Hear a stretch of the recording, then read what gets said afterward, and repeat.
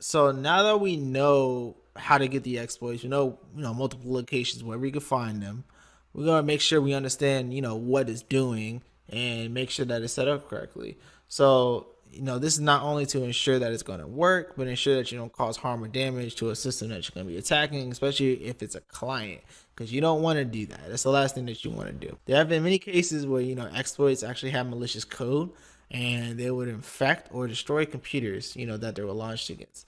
So just always be careful and be sure to read over these things and make sure that you know what's going on. So this kind of brings me into dissecting exploits. So to better understand them, you have to open them up in a text editor or look at them on the exploit DB website and actually see what the code is doing.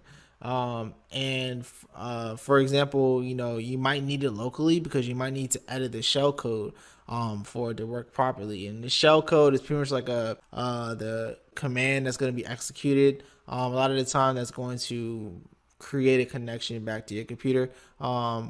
You may have to edit that sometimes, you may not, but it's something that you definitely want to look into and make sure that the shell code that's in that is in there isn't anything malicious that is gonna destroy or connect back out to like a command and control center somewhere.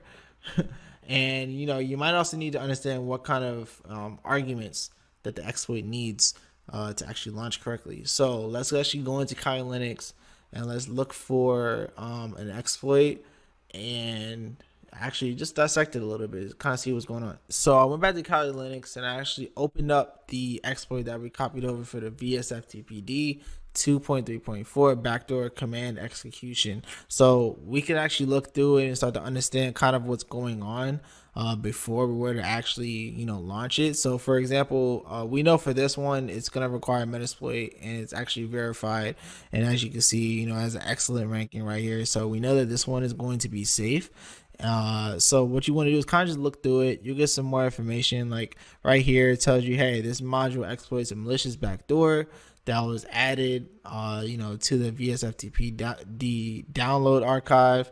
It just gives you more information, who made it and such. So what we want to do, we want to see the code part. So it's okay if that if you don't know Ruby. I don't know Ruby myself personally, like too in depth. But once you start to understand, like different scripting languages, or like understand like the basic syntax of scripting languages, like Python, for example, you can kind of look at this and see the similarities. It's just a little bit different of syntax. So you can kind of see what's going on. So right here is defining a function that is actually, that's the exploit itself. And they have some pseudocode in here. It says, okay, it's connecting.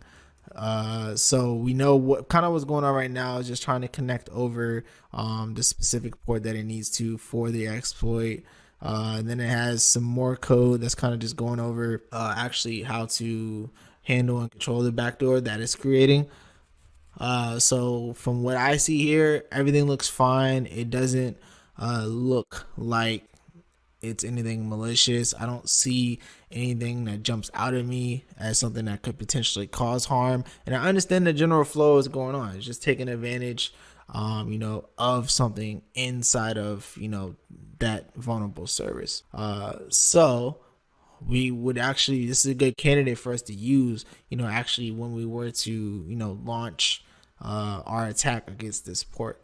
So now we know a little bit more how to dissect. So just get used to looking at scripting languages, get used to understanding kind of like the flow of these things and what's happening, and you'll be able to spot out. Most of the time you're probably not. You're probably not gonna find. In my experience, I haven't found anything that's been malicious or damaging. But you can never be too safe. And then other times you might need to just understand, what kind of arguments an exploit actually might need when you launching it from the command line.